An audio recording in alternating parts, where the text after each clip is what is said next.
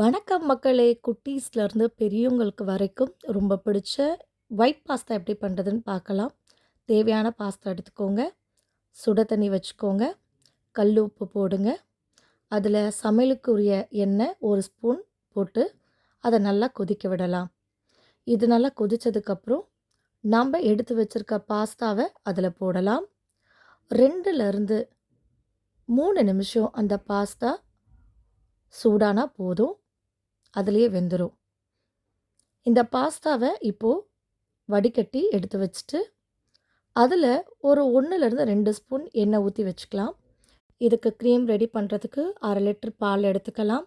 ஒரு வெங்காயத்தை பாதியாக கட் பண்ணி அதில் லவங்கத்தை இந்த மாதிரி குத்தி அதை 2 துண்டாக கட் பண்ணி வச்சுக்கலாம். பிரியாணிக்கு பயன்படுத்துகிற இலை இருக்கு இல்லையா, அதையும் ஒரு 2 இலை எடுத்துக்கலாம். இப்போ நம்ம 1/2 லிட்டர் பாலில் நம்ம இந்த லவங்கம் குத்தின வெங்காயத்தை 2 துண்டாக பாக்கி அதில் போடுறோம். பிரியாணி இலை 2யும் அதில் போடுறோம். இது நல்லா கொதிச்சதுக்கப்புறம் இதை எடுத்து தனியாக வச்சிடலாம். சில்லி ஃப்ளாக்ஸ் வீட்டில் இருந்தால் ஓகே, அப்படி இல்லைன்னா நீங்கள் ஒரு சின்ன கடாயில் ஒரு 5 காஞ்ச மிளகாவை எடுத்து லைட்டாக வறுத்து அதை மிக்சியில் பொடியாக அரைச்சி வச்சுக்கோங்க. இது கடைசியில் தான் நம்ம சேர்க்க போகிறோம். ஒரு கடாயில் 1/2 ஸ்பூனு பட்டரை சேர்த்துக்கலாம். அந்த பட்டர் நல்லா உருகட்டும். அது உருகுனதுக்கப்புறம் நம்ம நல்லா பொடியாக கட் பண்ணி வச்சுருக்கிற பூண்டை சேர்த்துக்கலாம். இதில் ஒரு அரை வெங்காயத்தை பொடியாக கட் பண்ணி வச்சுருக்கோம், அதையும் சேர்த்துக்கலாம். இது ரொம்ப வதங்கணும் அப்படின்னு அவசியம் இல்லை. இந்த பதத்தில் வதங்கினா போதுமானது. இது கூட 2 ஸ்பூனு மைதா மாவை சேர்த்துக்குவோம். ஒரு நிமிஷம் இருந்தால் போதும்.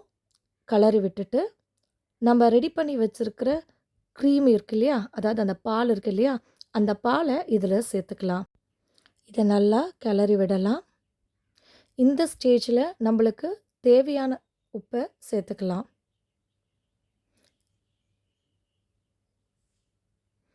இந்த க்ரீம் மாதிரியான ஒரு பதம் வந்ததுக்கப்புறம் நம்ம வடிகட்டி வச்சுருக்கிற பாஸ்தாவை இது கூட சேர்த்துக்கலாம்.